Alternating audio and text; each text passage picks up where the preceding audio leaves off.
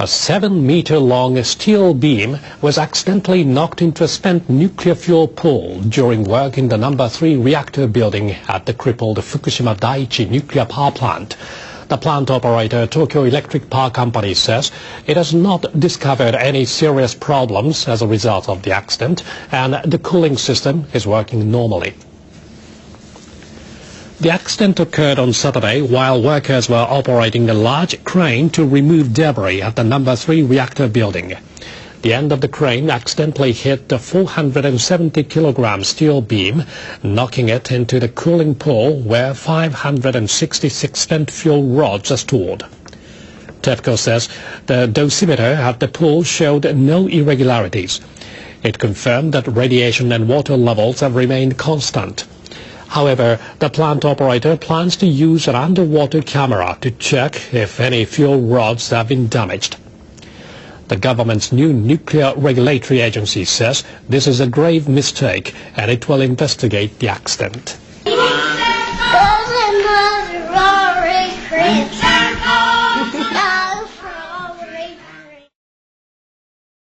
Japan's Environment Ministry has decided to study wild animals in no-entry areas around the damaged Fukushima Daiichi nuclear plant in preparation for the return of residents in the future. The decision follows a number of complaints about wild boars and monkeys from people who temporarily returned to their homes. Scientists believe populations of boars and monkeys, which used to be hunted, increased and their habitats expanded after people left the areas following the nuclear accident last year. The ministry plans to study habitat distributions of wild animals and seasonal changes in their activities from October to March, using cameras equipped with sensors. Japanese government leaders are changing their plans as they try to define their new energy policy. They've been challenged to decide on the future of nuclear power after the accident last year in Fukushima. Their new policy suggests they'll miss a target for reducing greenhouse gases. Former Prime Minister Yukio Hatoyama set a goal of cutting emissions by 25% over 1990 levels by 2020. He made the pledge 3 years ago at UN headquarters. The government unveiled its new energy policy document last Friday. It said Japan would phase out nuclear energy by the 2030s. The document suggested that reducing reliance on nuclear energy would lead to more dependence on coal-fired power plants. It concluded that emissions could only be cut by 5 to 9% by 2020. Cabinet members announced their final policy on Wednesday. It turned out to be less clear about phasing out nuclear energy. And many Japanese are still trying to figure out what all this means. And joining us now in the studio is NHK World's Susumu Kojima, who's been following the story. So, Susumu, what will happen to the reduction target in this new energy policy? The government officials say they haven't given up their goal to cutting emissions by 25%. But the way things are, it will be quite difficult to achieve that. 25% was an ambitious target even before the accident. Government officials imagined nuclear plants as the key source of energy when they set their target. Those plants emit significantly less greenhouse gases than coal-fired plants. In fact, the government had planned to build 9 new reactors to meet the target. Now only 2 of 50 reactors are up and running. The government is promoting energy-saving technologies and renewable energy, but for now, coal and natural gas have replaced nuclear energy as the main sources of power. So what will happen if government leaders withdraw from this target? Well, as you know, the fight against climate change is a global issue. Negotiators from around the world are trying to agree on a new climate treaty by 2015.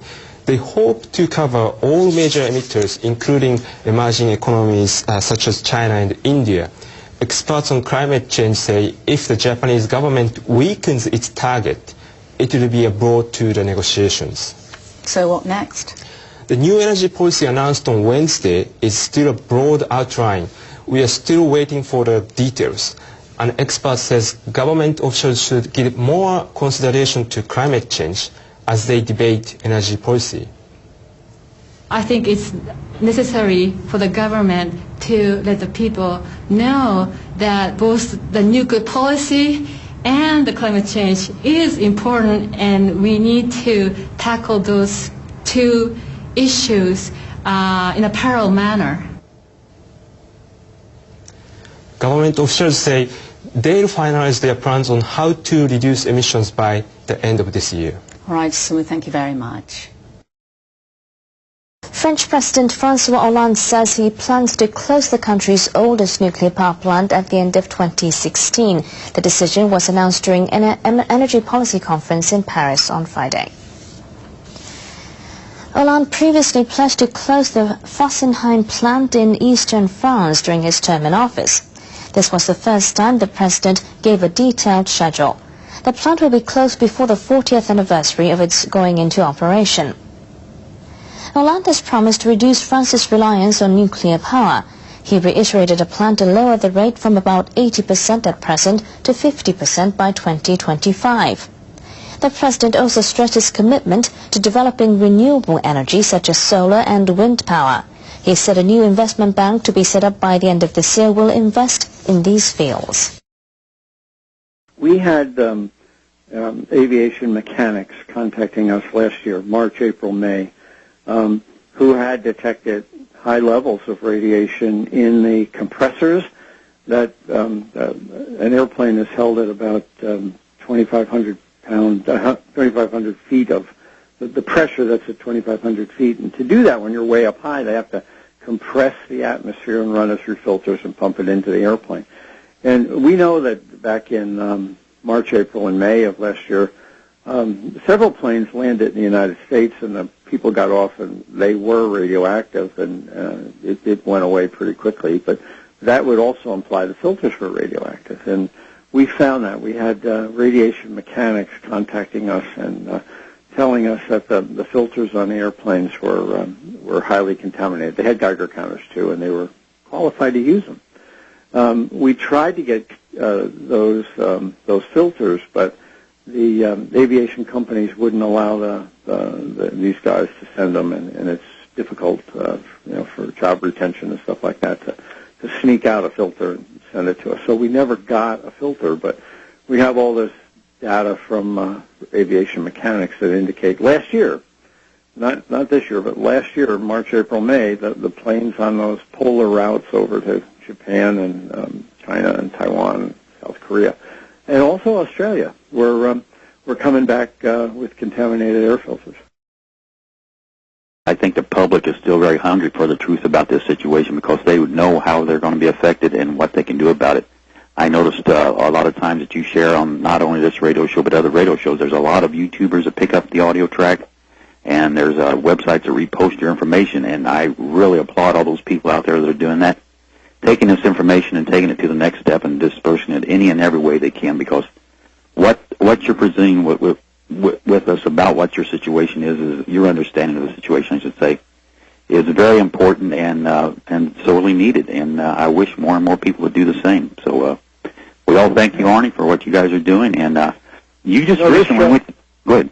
This show will probably wind up in 3 different languages in the next 4 days. It's amazing. Scary, isn't it? Well, tell us about what happened in Japan, why you went there, and what the results of that were, and what your conclusions, what you presented to the Japanese audience. Yeah, I was sponsored by just a group of citizens, no organization or anything like that, and we didn't charge, but they paid my airfare over, and but in any event, I had pretty much a speech a day for 9 days, including to the Diet, which is their parliament. It was in the Diet office building, and there was about a dozen parliamentarians there, plus about 300 people. And the Japanese are different than the Americans. You don't get any feedback as a speaker. When you're an American speaker, the people will be nodding or giving you some kind of encouragement. And the Japanese are flat, and you got to get used to that.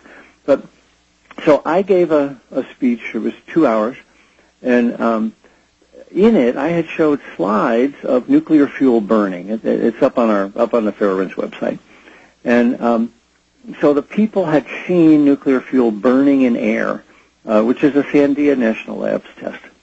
So after I finished, I didn't realize it, but Tokyo Electric came in with NISA, the regulator, and they spoke for about 20 minutes about the fuel pool at Unit 4, which is everybody's concern, and how, don't worry, in the next 5 years they'll take care of it.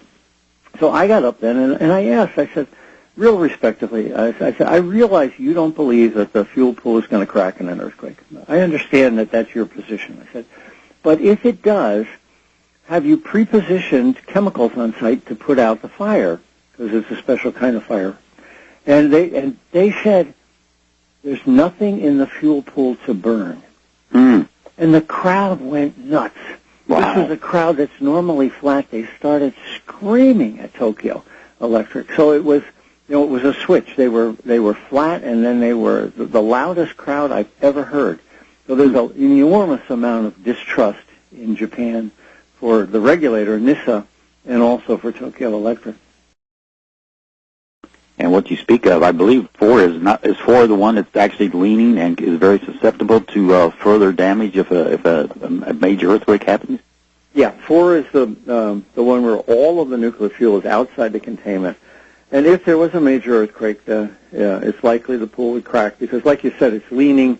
It also has a crack on one side of it that Tokyo Electric tried to Photoshop out of one of the pictures, but they did such a poor job it actually highlighted the crack.